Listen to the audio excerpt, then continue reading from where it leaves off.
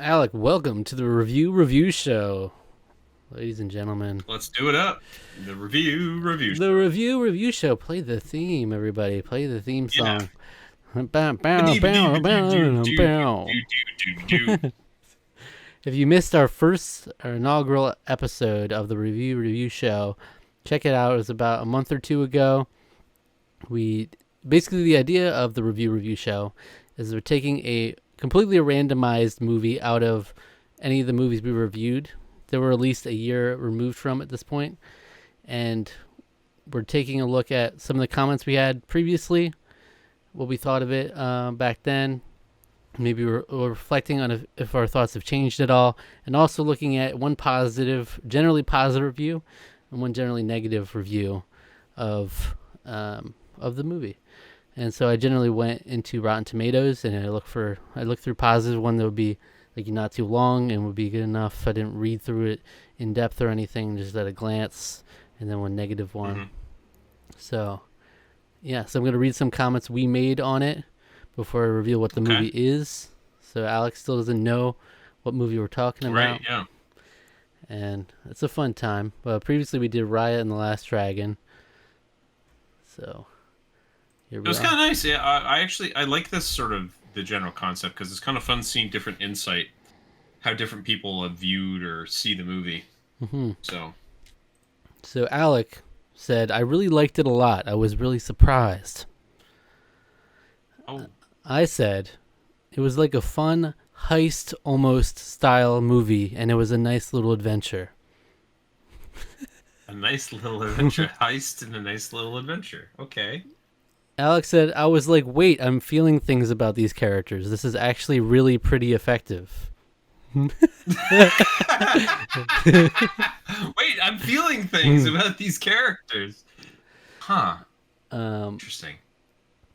I said, my least favorite part of the movie was the sexual tension. And Alex said, there were moments where I was legitimately laughing, thought it was really funny. Do you have any guesses as to what this movie could be? This is it's killing me. It's like I think. I mean, I personally picked ones that are pretty vague speaking, but pretty vague, yeah. Huh? This sounds okay. So I'm thinking like heist, a fun little adventure. Caring about these characters. I'm actually caring about them. That's such an interesting. The thing is, I remember saying that about something, but I do not remember what this is referring to. Mm-hmm. Is it an animated movie? It is an animated movie. Okay. Man, I don't know. Back to back on the animated movies. Yeah, fun little adventure. Animated movie, heist movie. I don't know what is it? What's the film we're talking about today? I gave it a 7.5. Alec gave it an 8. We reviewed it in June 2021, and the movie stars Antonio Banderas and Salma Hayek. It's Puss in Boots, the 2011 movie. Okay. Okay. All right. Yeah, that is a fun little. I was surprised. I was actually caring about the characters.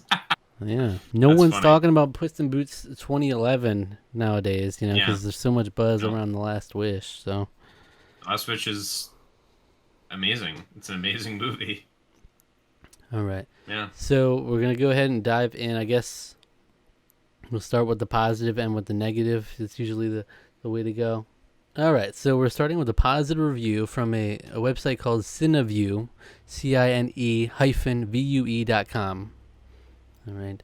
This is a review from December 8th, 2011, hot off the presses. And they gave it a 4 stars out of 5 rating. All right. Let's see what they said. Nice rating. Almost a decade after DreamWorks Animation's first release, Shrek 2001, the billion-dollar franchise's quality control hit an all-time low with the tired and clumsy Shrek Forever After 2010. Could not disagree with you more there, sir. Could not disagree with you more. It might be a while before we see a certain Scottish green ogre on the big screen again, but Shrek the Third director, Chris Miller, has plucked another character from the land of far, far away and given him the leading role in a swashbuckling prequel, Puss in Boots 2011. I didn't know That was the director of Shrek the Third right there. I didn't either. Wait, is that Miller and Lord? Chris Miller and Philip Lord? Chris Miller. Are they involved? I don't know. I don't know. Right, isn't it? Aren't Miller and Lord? Isn't Chris Miller the of Miller and Lord I the have no idea. screenwriting duo? There's Christopher Miller, the filmmaker.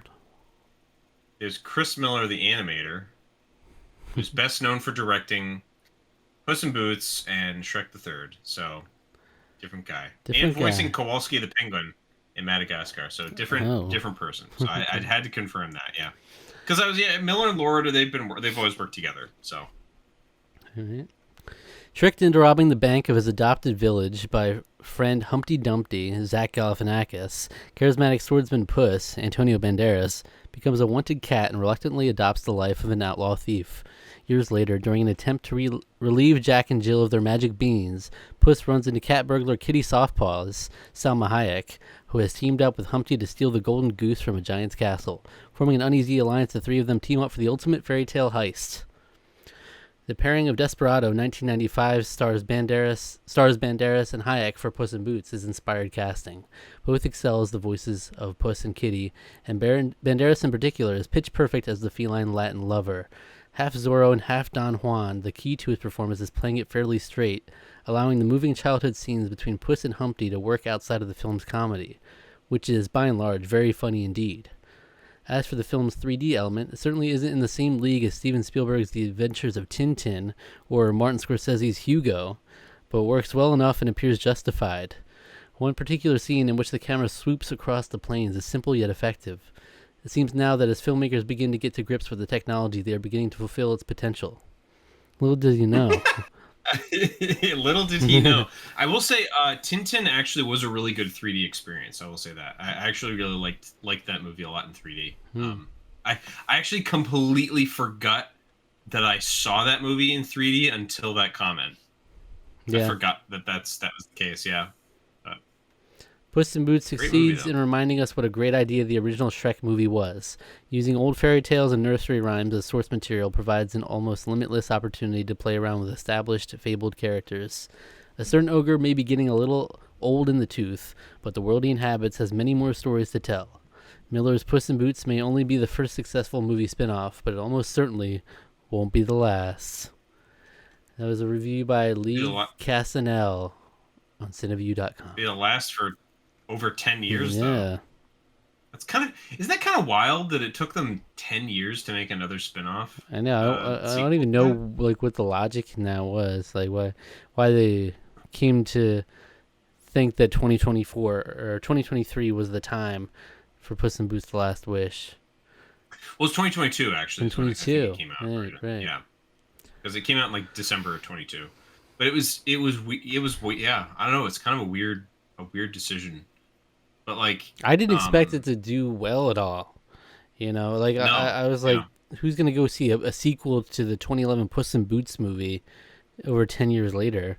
We were only gonna see it by obligation, but I think just the buzz around it and how well made it was enough to actually propel it to more success than it probably would have seen if it was more of the same. Yeah, and I think that there was the animated show. I think there was a TV series with Puss in Boots or something. But oh yeah, who watched that? Yeah, kids. Kids probably watched it. I don't know what the ratings were like for that. But yeah, there's nothing crazy in that review. He just generally likes it. Positive. That was pretty good. Yeah, solid little movie. Let's see what the negative review has to say. I'm sending it to you. Here we have Dustin Putman's review. It's Dustin Putman's The Film File, the Fright File, and the Blue File. I guess he used different things. I don't know. I don't know. Anyway, he gave Puss in Boots star and a half out of 4. I hate the 4-star review scale. That's so cursed.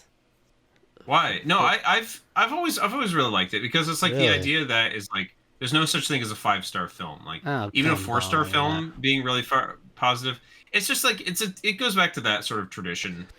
That's that's what my teacher used to say. There's no such thing. There was one teacher who said there's no such thing as a perfect paper, perfect essay, whatever. So if Yeah. you do the perfect, as near perfect as possible, you get a 99. So I would be hitting 99s on there.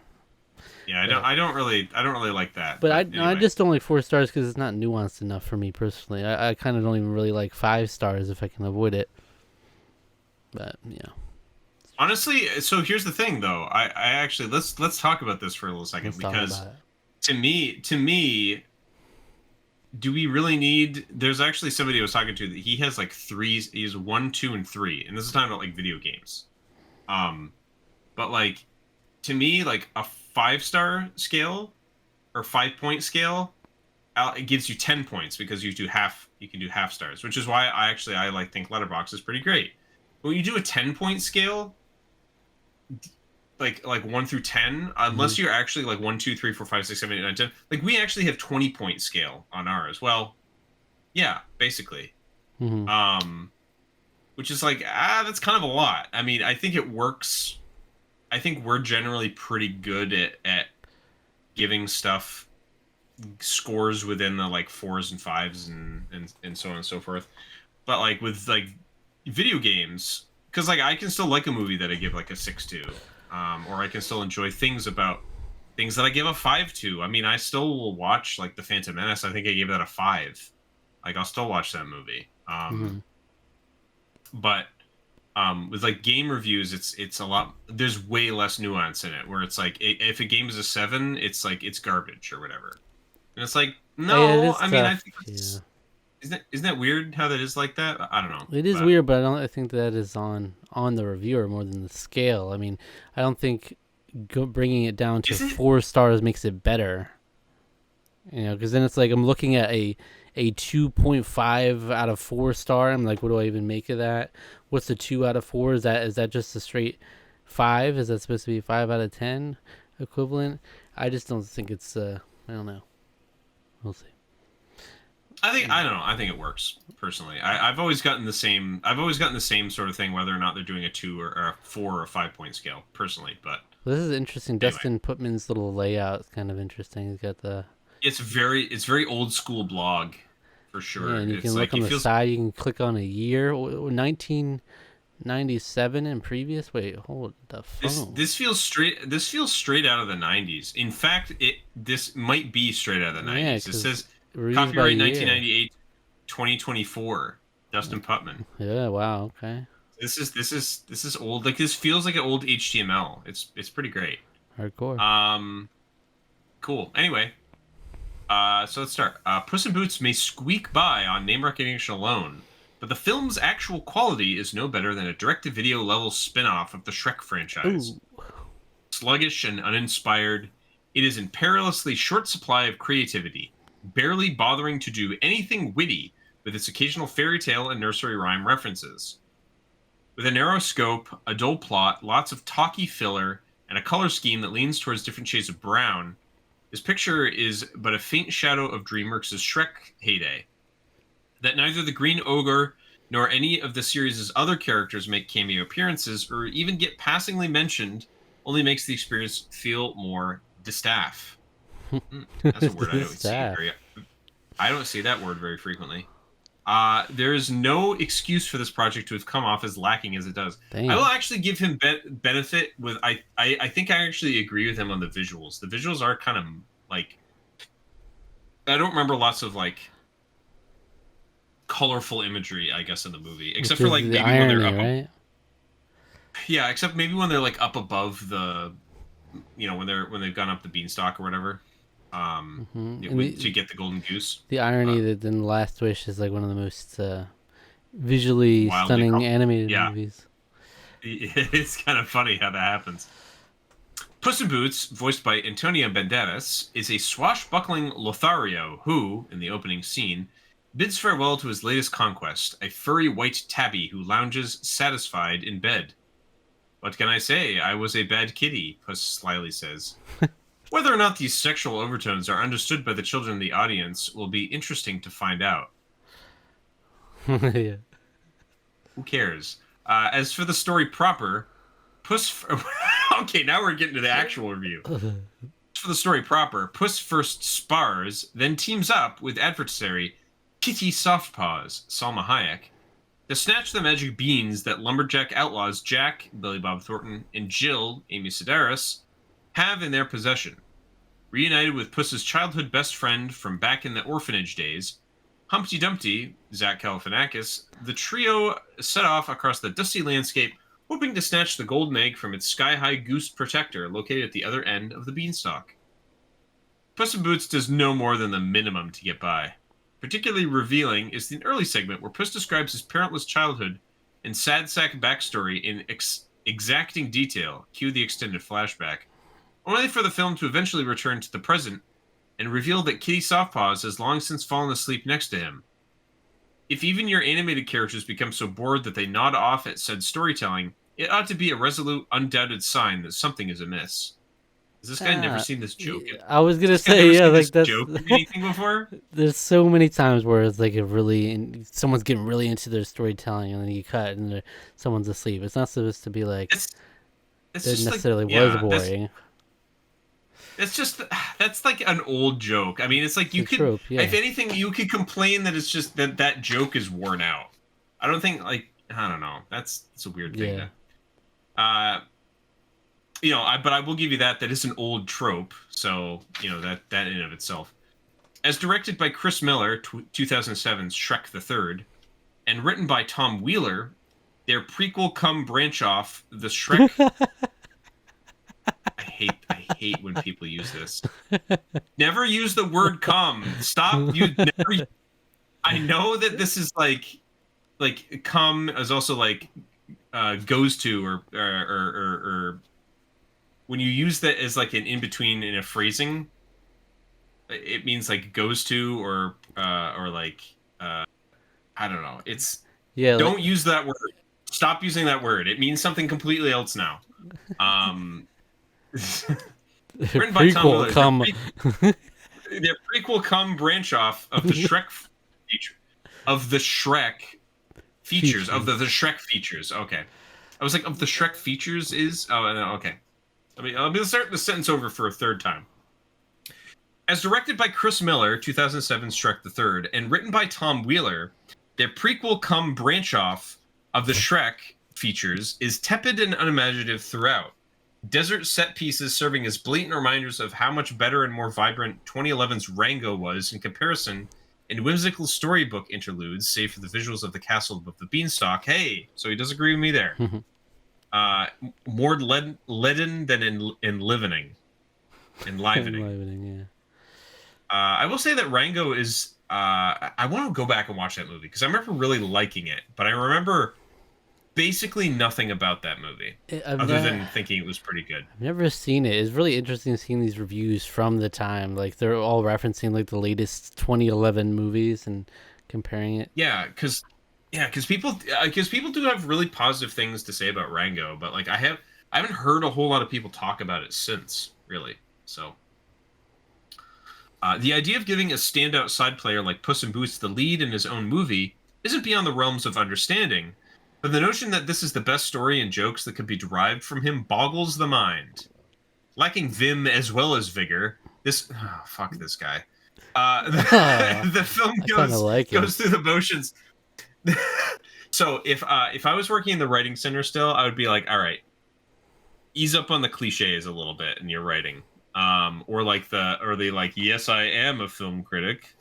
Can you tell by my vocabulary? Lacking vim as well as vigor, the film goes through the motions with promising baddies, Jack and Jill, who fade into the background by the second half and generally have nothing of interest to do. The other villain, who will go nameless since it's meant to be a surprise, is a ripoff of Andy Dick's Boingo the Bunny from 2005's Hoodwinked, making one... There's a reference. No. Making one long for that much more clever, fractured cinematic fairy tale. All right, hold on. What do you give Hoodwinked? You gave it 3 out of 4 stars. Okay, I've never seen Hoodwinked. I can't speak on it. I think I caught a little bit of Hoodwinked on cable one time. Did not like it. That would be a fun one to review, though. I feel like that would be a fun one to go back to and review. Just because Yeah, I remember not liking a, what I saw of it, a but lot of these old animated ones would be fun to yeah. see. Like some of the broke ass ones that no one talks about, Over the like Hedge. Monster House, Over the Hedge. Yes, another good one. Monster House. Monster House. Yeah. Um, hell, Mars Need Moms. Do you know how bad I've been wanting to see that movie because that like tanked Robert Zemeckis' studio. You know how badly I've wanted to see that movie. Hmm.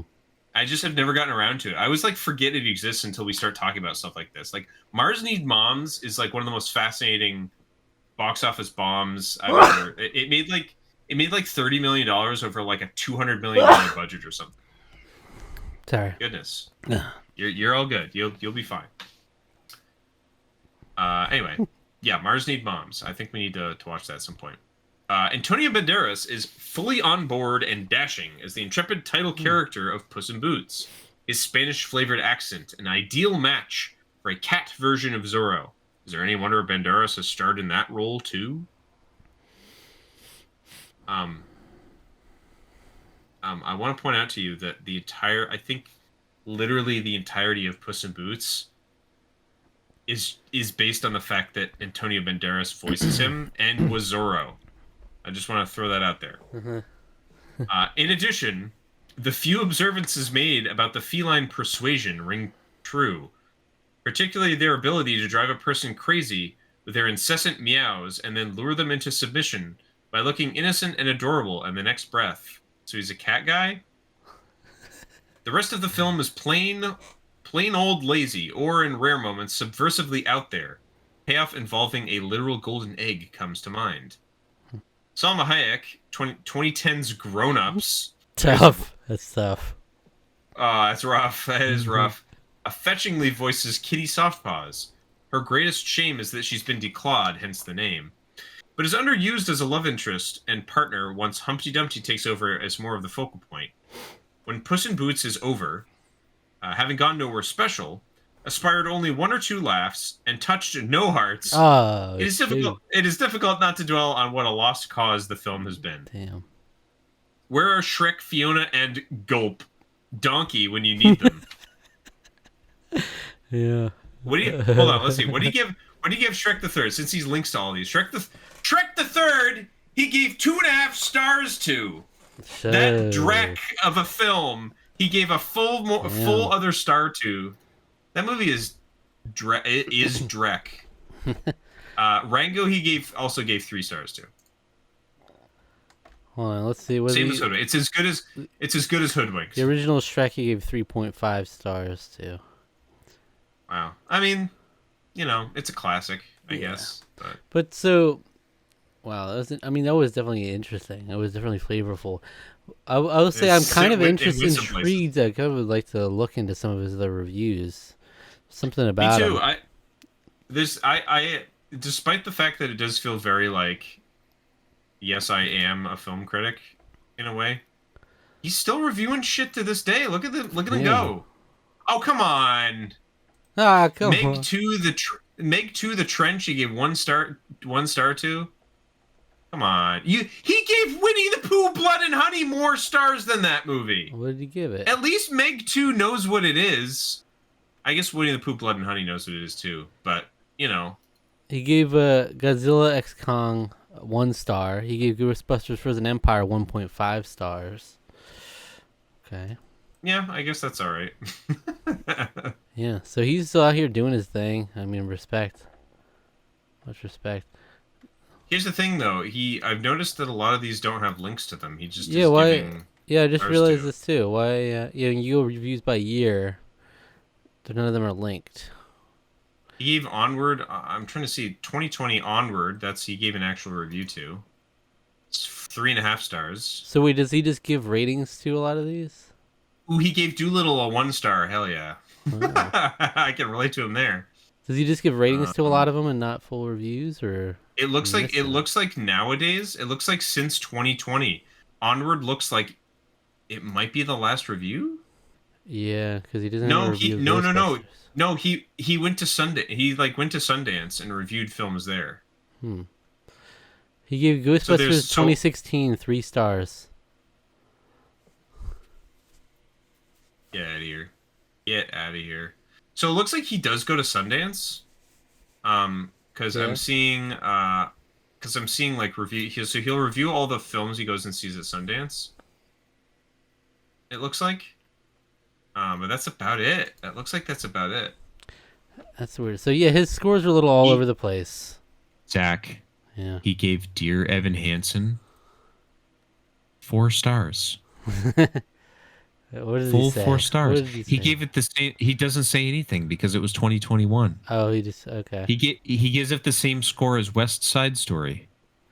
Damn, what's He his gave actual? Tick Tick Boom 3.5 stars out of 4. That means he thinks Dear Evan Hansen is a better movie than Tick Tick Boom. Wow. I'm just gonna let that sink in for a little bit. He gave Marvel's Eternals 3.5 stars. Damn. Dear Evan Hansen is a better movie than Marvel's Eternals. And I didn't even like that movie. Oh boy. Anyway, He's kind of this losing me definitely now. seems like an easy. Well, I wish. Here's the thing. I wish with any of these, I wish there was more to read. Like 2019 looks like that was the last time he was reviewing stuff. You know, He gave that's Jackass too bad. 3D half a star. This stuff. Whoa, whoa, whoa, whoa, whoa! 2019, he gave Rise of Skywalker 3.5 stars out of 4. Very nice. That's crazy. He gave Cats 3.5 stars. Okay, all right, he's lost me. I'm off this website now. Dang, it He was. gave Cats I was ready to do the deep three. dive here. Yeah, I don't know now. I'm done. I'm Uh, gone now. But hey, seems like a very interesting person. I'll give him that. Like, I yeah. might disagree with some of his takes, but like, would love to talk to him. Honestly, he seems interesting. Parts of the Caribbean Dead Because Man's when you, Chest. yeah, 1 star. ooh, 2 stars for the well, we're gonna first have to see parts. that. Ooh, rough. We're gonna have to see where we fall on that scale when we review that. Oh my god, and he gave the newest one 2 stars. Somehow it's on the same level as the original. Let's see, Planes, Fire, and Rescue. Oh, dear lord. 2.5 What is stars that? for Planes, Fire, and Rescue. Why? We out here. I mean, We're I don't out know. here. It's so interesting to see someone so historied and experienced in reviewing movies. You just never know what you're gonna get. Roll the dice. All right. Any other thoughts on Um, no, that's Puss? about it. I think so. It's interesting. I will give him some credit. I think some of my negatives about the film from memory, I would actually probably agree with. At least in terms of like yeah, Kitty Softpaw's not having a whole lot to do, and the visuals. I remember the visuals being kind of dull outside of the stuff above the clouds. You know, once they go up in the beanstalk, stuff up there is really a lot more visually interesting. Um, so yeah, I mean, I might like decay my score a little bit. I think in retrospect, I think maybe 8 might be a little high for it, but Yeah. if only Yeah. because Puss in Boots: The Last Wish is so much greater of a film than it. Um, but no, I mean, I think I still do stand behind like it genuinely being a surprise of a movie to me. How much I enjoyed it overall because I kind of expected it to be kind of a nothing movie. Like it's just kind of like, yeah, that's all right. But Hmm. I don't know, one worth watching again. Yeah, I'd say it's one of Maybe not. those. We had these back-to-back Raya and Puss in Boots. They're both kind of on the same area. They're just like they're Mm, pretty good mm. animated movies, but nothing crazy. I was trying to double check, see if he left a score for The Last Wish. I don't think he did though. So it would have been interesting to see No, if he appropriately moved up his thoughts on that or not. that would have been good to see, but unfortunate. You can follow Dustin Putman on X as well. All right. Does he review things on there too, or Let me see. because like I said, just looked like just Sundance stuff is kind of all he does now, but which is fine. It's a fine film festival. It says So writer and former film critic, author of the Fright Mm. File, 150 films to see before Halloween. Ooh, interesting. Before Halloween. Like before the movie Halloween, or before you get to see them before it gets to the holiday of Halloween? And like, when is the starting point in terms of you have 150 films to see? Yeah, that's a lot. That's like a Because Thanos I've challenge passed right several Halloweens already. So it's like this Halloween or next Halloween. And he just tweets.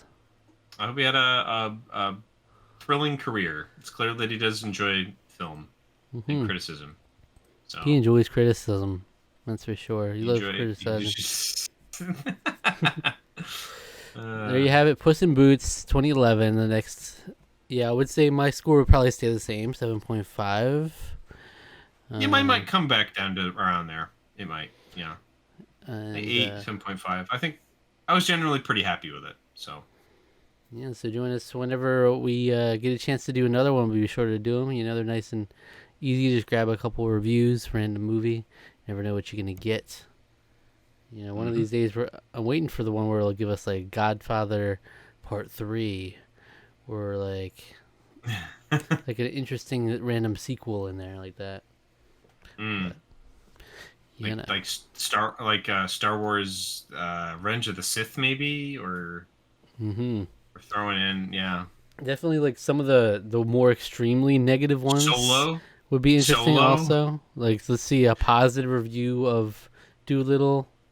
Let's see a negative review of Psycho, The Godfather. Like these, right? Yeah, a negative review of Psycho would be amazing. I'm saying I don't know if I can find that. I don't know if I'd be able to find that.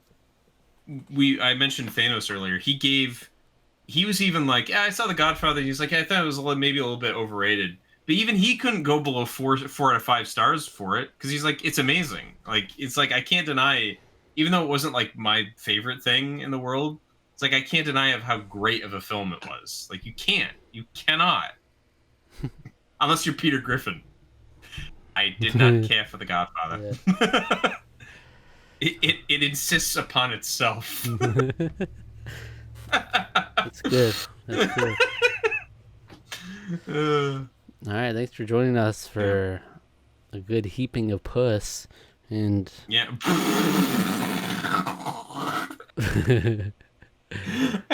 God willing, we'll have more to come. I tell you what. What was it? It's sequel come. Branch off. Branch off, or whatever it was. What the hell are you talking the about? The sentence I had to reread 3 times because, yeah. That might be the quote in the thumbnail right there. Yeah, I think it's gonna have to be. It's gonna have to be. Sequel come branch off. Yeah. Or was it like prequel? Yeah, prequel come branch off. I think it was. Something like that. Yeah. Yikes! All right. Yikers!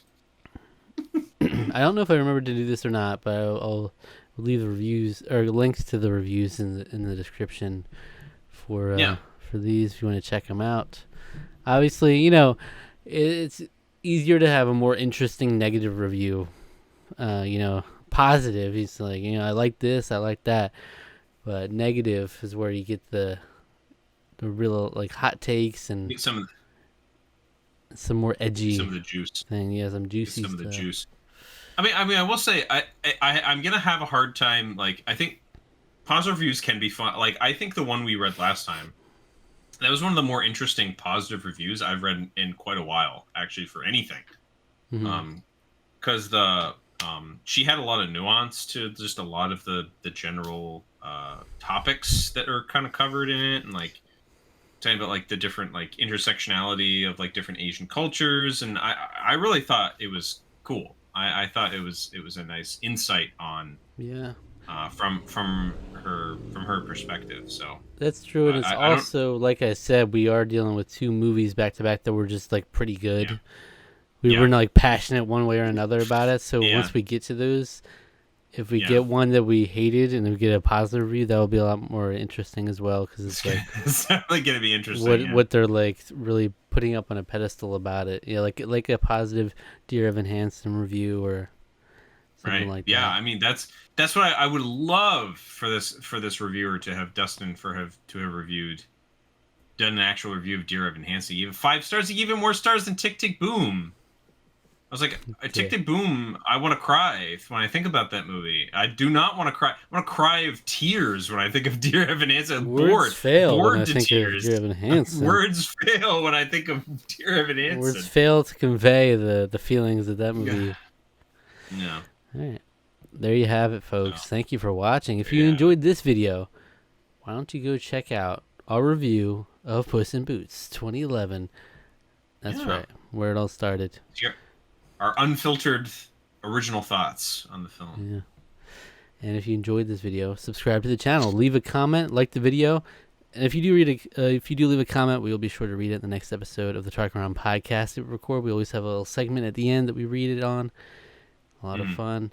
Hit the notification bell to be notified whenever we upload. Click the link in the description for our social media, and come branch off. Take care of yourself.